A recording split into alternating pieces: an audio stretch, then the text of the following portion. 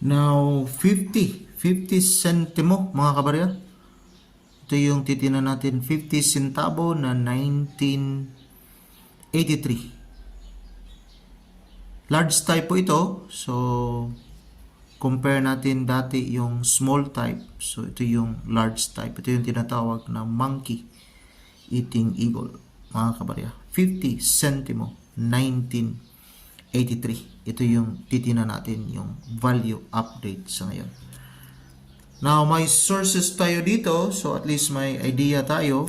Titinan. Dito muna tayo kay may nakita kasi tayo dito kay ucoin.net. So, dito yan kay ucoin.net. Para maklaro natin. Yun po. ucoin.net.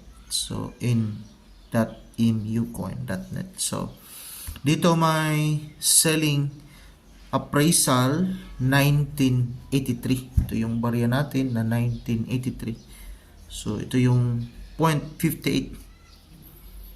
So, dalawa kasing klase yung 1983.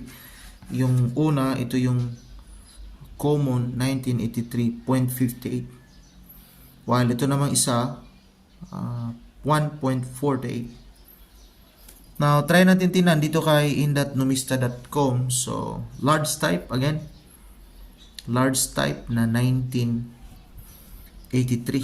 So, dito may tatlo dito kay in.numista.com. Ito yung common, 22% yung kanyang frequency.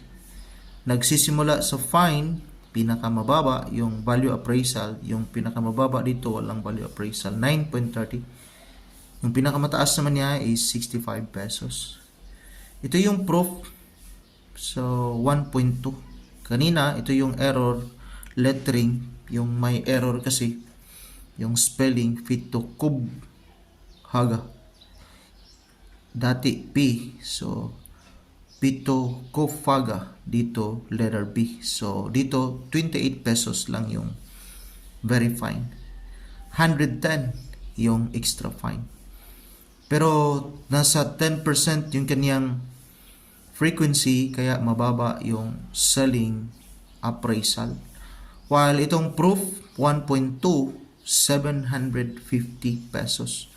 Ito yung may mataas, 750 examples lang, pero walang value appraisal dito. So, konti lang yung na-produce, 750 examples.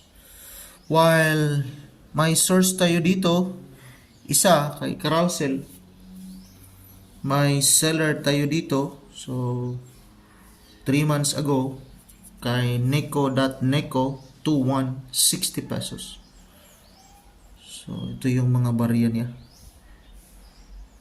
Palaging nagbibinta to sa neko.neko ng mga barya niya.